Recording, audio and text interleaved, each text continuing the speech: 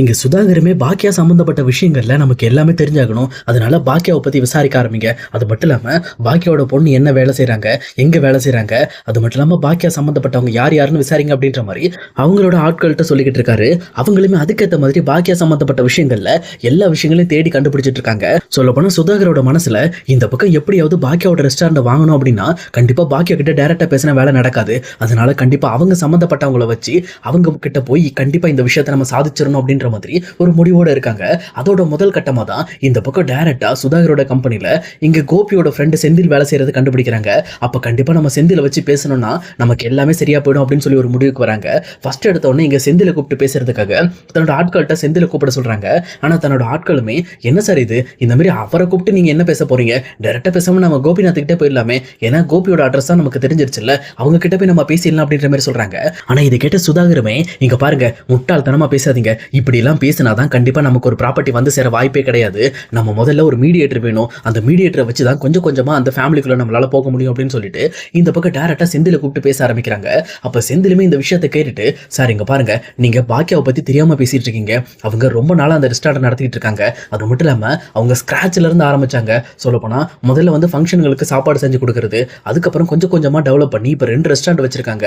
இந்த மாதிரி இவங்க டெவலப் பண்ணி வந்ததுக்கான காரணமே நல்லபடியா வந்து அந்த ரெஸ்டாரண்ட் நடத்தி உள்ள இருக்கிற ஆளுங்களுக்கு நல்ல சம்பளம் கொடுத்து அவங்க மட்டும் நல்லா இருக்காம சுத்தி இருக்க எல்லாரையும் நல்லா இருக்க வைக்கிறதுக்காக தான் பாக்கியா இதை பண்ணிக்கிட்டு இருக்காங்க அப்படின்ற மாதிரி பாக்கியாவை பத்தி ரொம்பவே பெருமையா பேசிக்கிட்டு இருக்காங்க. ஆனா இதையெல்லாம் கேட்டுட்டு இருந்த சுதாகருமே, செந்தில் நீங்க என்கிட்ட தானே வேலை செய்றீங்க, இல்ல பாக்கியாட்ட வேலை செய்றீங்களா, பாக்கியாவை பத்தி என்கிட்ட எதுக்கு பெருமையா பேசுறீங்க, சொல்லப்போனா நீங்க பேசின விஷயத்துலயும் எனக்கு இன்னொன்று தெரிய வந்திருக்கு, சொல்லப்போனா பாக்கியாக்கு இன்னொரு ரெஸ்டாரண்ட் இருக்குன்னு சொல்லியிருக்கீங்கல்ல, ஓகே அப்ப 2 ரெஸ்டாரண்ட்டையும் சேர்த்து நம்ம வாங்கிக்கலாம், அவங்களுக்கு ஒரு ஃபுல் செட்டில்மெண்ட் கொடுத்துட்டோன்னா அழகா அந்த செட்டில்மெண்ட் பேமெண்ட்டை வாங்கிட்டு அவங்க ஒரு எஸ்ஐபியில் போட்டுட்டு அழகா உட்காந்துக்கலாம், எந்த ஒரு பிரச்சனையும் இல்லை, அவங்க இங்க ரெஸ்டாரண்ட்ல சம்பாதிக்கிறத விட டபுள் மடங்கா சம்பாதிக்கலாம். எனக்கு வந்து ரெஸ்டாரண்ட் ப்ரொஃபஷனல், அவங்க இப்போதானே ஸ்டார்ட் பண்ணியிருக்காங்க, அவங்க ஒன்றும் பரம்பரையா பண்ணவும் கிடையாது இல்லை, அதனால எனக்காக நீங்க கோபிநாத் கிட்ட இதை பத்தி நீங்க பேசணும் அப்படின்ற மாதிரி சொல்றாங்க. ஆனா செந்திலுமே, சார் இங்க பாருங்க, உங்களுக்காக இந்த விஷயத்துல என்னால் எதுவும் பண்ண முடியாது, அது மட்டும் இல்லாம கோபி பேசி இந்த பக்கம் பாக்கியா எந்த ஒரு விஷயத்தையும் கேட்க மாட்டாங்க, கோபியோட அம்மா பேசினா கூட வாய்ப்பு இருக்கு, ஆனா கோபிநாத்தோட பேச்சுல அந்த அளவுக்கு பாக்கியாக்கு நம்பிக்கை இருக்காது அப்படின்ற மாதிரி செந்திலுமே சொல்றாங்க. இதை கிட்டவொன்னு இங்க சுதாகர் இருந்துகிட்டு, இங்க பாருங்க, நீங்க என்ன கோபி கிட்டையும் கோபியோட அம்மா கிட்டையும் கூட்டிட்டு போங்க, அவங்க கிட்ட இந்த டீலை பத்தி நான் பேசுறேன், அவங்களுக்கு பிடிச்சிருந்துச்சு அப்படின்னா நான் வந்து 2 ரெஸ்டாரண்ட்டையும் வாங்கிக்கிட்டு டைரக்டா உங்களுக்கு தேவையான பணத்தை கொடுத்துட போறேன், சொல்ல போனா இதுல உங்களுக்கு ஒரு லாபம் இருக்கு, ஏன்னா நான் எந்த அளவுக்கு பணம் கொடுக்கறனோ அதுல உங்களுக்கு ஒரு 2% கொடுத்துட்டு போறேன், நீங்க இது ஒரு கமிஷனா எடுத்துட்டு பண்ணிருங்க அப்படின்ற மாதிரி இந்த பக்கம் செந்தில் கிட்ட சொல்றாங்க. ஆனா செந்திலுக்கு சுத்தமா அந்த விஷயம் பிடிக்கல. இல்ல சார், என்னை இந்த விஷயத்துல இருந்து விட்டுருங்களேன் அப்படின்ற மாதிரி சொல்றாங்க. உடனே இங்க சுதாகர் இருந்துட்டு செந்திலே மிரட்ட ஆரம்பிக்கிறாரு. இங்க பாருங்க செந்தில், நீங்க என்கிட்ட தானே வேலை செய்றீங்க, சரி விடுங்க, நீங்க ரொம்ப கஷ்டப்படுறீங்க, நீங்க பேசாம இந்த கான்செப்ட்ல இருந்து மட்டும் இல்ல எங்க வேலையை விட்டு நின்றுங்க அப்படின்ற மாதிரி சொல்றாங்க. இது கேட்டோன்னு செந்திலுமே ரொம்ப பதறி போயிட்டு, ஏன் சார் இப்படி பண்றீங்க, என்னாச்சு சார், என்ன ஏன் சார் வேலையை விட்டு தூக்குறீங்க அப்படின்ற மாதிரி பதற ஆரம்பிக்கிறாரு. உடனே சுதாகர் இருந்துட்டு, இங்க பாருங்க, என் லைஃப்ல எனக்கு உதவாத எந்த ஒரு பொருளையும் என் கூட வச்சுக்க மாட்டேன், அது நபரா இருந்தாலும் சரிதான், இந்த கம்பெனில இருந்துட்டு நீங்க எனக்கு உதவாம இருந்தீங்கன்னா அப்புறம் நீங்க எனக்கு தேவையே கிடையாது, எதுக்காக நான் வந்து உங்களுக்கு வச்சிருக்கணும் அப்படின்ற மாதிரி சுதாகர் சொல்றாங்க. இது கேட்டோன்னா வேற வழியே இல்லாம செந்திலுமே இங்க சுதாகரோட ஆட்களையும் டைரக்டா கோபியோட வீட்டுக்கு கூட்டிட்டு போறாங்க. போனது மட்டும் இல்லாம கோபி கிட்ட இந்த மாதிரி வந்து சுதாகரை பத்தி பேச ஆரம்பிக்கிறாங்க. அப்போ கோபியுமே, இருக்கட்டுற செந்தில், எதுக்காக இவ்வளவு பெரிய மனுஷனை என்ன பார்க்க கூட்டிட்டு வந்திருக்க, அவருக்கு என்ன வேணும் அப்படின்ற மாதிரி கேட்கறாங்க.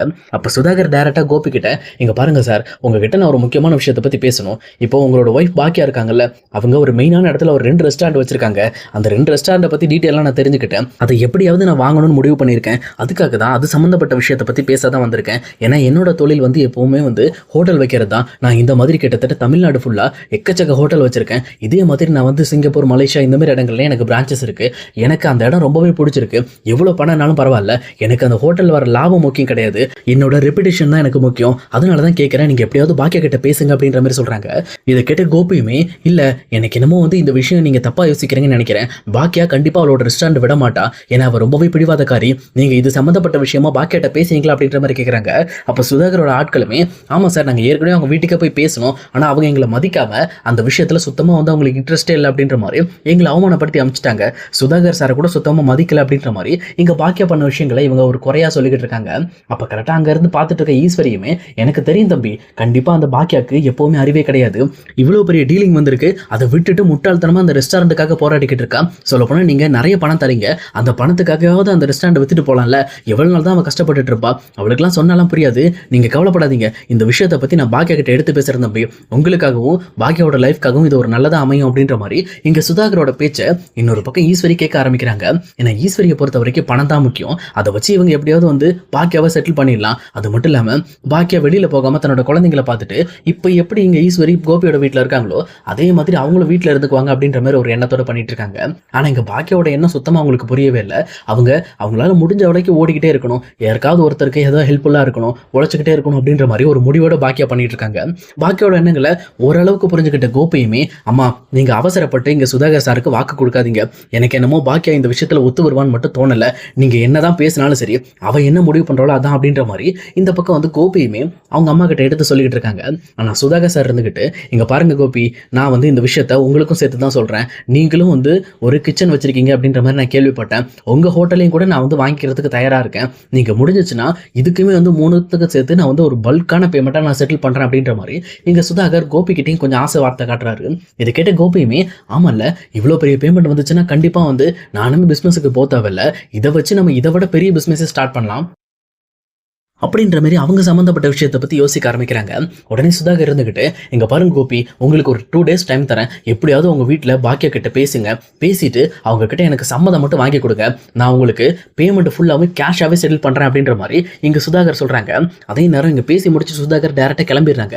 ஆனால் போயிட்டு இருக்கும்போது சுதாகரோட அசிஸ்டண்ட்டுமே, சார் என்ன சார் இது, இந்த மாதிரி 3 ரெஸ்டாரண்ட் வாங்க போகிறேன்னு சொல்கிறீங்க, அது மட்டும் இல்லாமல் இவ்வளோ கேஷ் நீங்கள் கொடுக்குறேன்னு சொல்கிறீங்க, இது ரொம்ப அதிகமாக இருக்கே சார், சொல்லப்போனால் இந்த கேஷ்க்கு நீங்கள் 6 ரெஸ்டாரண்ட் வாங்கிடலாம், அந்த அளவுக்கு ரொம்ப வந்து கேஷ் அதிகமாக கொடுக்குறீங்களா அப்படின்ற மாதிரி சொல்கிறாங்க. ஆனால் இன்னொரு பக்கம் இங்கே சுதாகருமே ரொம்ப நக்கலாக சிரிக்க ஆரம்பிக்கிறாரு. ஏன்பா இவ்வளவு நாளாக என் கூட இருக்க, என்னை பற்றி தெரியாமல் இருக்கியா, என்ன சாதாரண நாள் நினச்சிட்டு இருக்கியா, இங்கே பாரு நான் கேஷாக கொடுக்குறேன்னு சொன்னது அவங்களுக்கு ஆசை வார்த்தை காட்டுறதுக்கு மட்டும் கிடையாது, அவங்கள மாட்டி விடுறதுக்கு தான். சொல்லப்போனால் கேஷாக எந்த ஒரு அமௌண்ட்டும் இவ்வளோ பல்காக வாங்கக்கூடாது, அப்படி அவங்க பல்காக வாங்கினாங்கன்னா அவங்களுக்கு தான் பிரச்சனை. அதனால் நான் வந்து ஏற்கனவே அவங்களுக்கு பாதி கேஷ் கொடுத்த மாதிரியும் கம்மியாக கேஷை கையில் கொடுத்து அவங்கள ஏமாற்றி தான் போடுங்க போகிறேன், அந்த ரெஸ்டாரண்டோட ரேட்டை விட ரொம்பவே கம்மியான ரேட்டில் தான் அவங்களுக்கு விற்க போகிறேன். ஆனால் அதெல்லாம் அந்த முட்டாள்களுக்கு தெரியாது, ஏன்னா அவங்க பணத்து மேலே ஆசைப்பட்டுட்டாங்க, பணத்தை வச்சு ஈஸியாக எல்லாத்தையுமே சாதிச்சிடலாம், அந்த ஒரு வழியில் தான் நானும் போய்கிட்டு இருக்கேன். நீ கவலைப்படாத, நமக்கு லாஸே ஆகாது, எனக்கு தெரிஞ்ச வரைக்கும் இந்த ரெஸ்டாரண்ட்டை ரொம்பவே கம்மியான விலையில் நம்ம முடிக்க போகிறோம் அப்படின்ற மாதிரி இங்கே சுதாகர் வெள்ளத்தனமாக சிரிக்க ஆரம்பிக்கிறாரு. ஆனால் இதே நேரம் இங்கே சுதாகரோட கேங்குள்ள இருக்கிற செந்திலுமே இதை நினச்சி ரொம்பவே வந்து பயப்பட ஆரம்பிக்கிறாரு. அப்போ செந்திலை கவனிச்ச சுதாகருமே, இங்கே பாருங்க செந்தில், இந்த விஷயத்தில் நீங்கள் போய் மறுபடியும் உங்கள் ஃப்ரெண்டு கிட்ட போயிட்டு இந்த மாதிரிலாம் சுதாகர் ஏமாத்த போறாரு நீங்க சொன்னீங்கன்னு வச்சுக்கோங்க, உங்களை வேலையை விட்டு மட்டும் தூக்க மாட்டேன், இந்த உலகத்தை விட்டே அனுப்பிச்சிருவேன். ஏன்னா என்னை பத்தி உங்களுக்கு முழுசா தெரியாது இல்ல, ஏன்னா நான் என் ரெஸ்டாரண்ட்டுக்காகவும் என் தொழிலுக்காகவும் நான் என்ன வேணாலும் பண்ணுவேன், அதனால எனக்கு எகென்ஸ்டா ஏதோ வந்து நீங்க யோசிச்சு பண்ணணும்னு நினைச்சீங்க, உங்களை என்ன பண்ணுவேன்னு எனக்கே தெரியாது அப்படின்ற மாதிரி சுதாகர் செந்திலுக்கு ஒரு வார்னிங் கொடுக்குறாங்க. இதை கேட்டவுடனே இந்த பக்கம் வந்து சுதாகர் ரொம்பவே பயந்து போயிடுறாங்க. இந்த விஷயத்தை பற்றி கண்டிப்பாக நம்ம கோபி கிட்ட பேச முடியாது, ஆனால் இதுக்கு பதிலாக நம்ம பாக்கியா கிட்ட இதை பற்றி நம்ம பேசணும் அப்படின்ற மாதிரி ஒரு முடிவோடு இருக்காரு.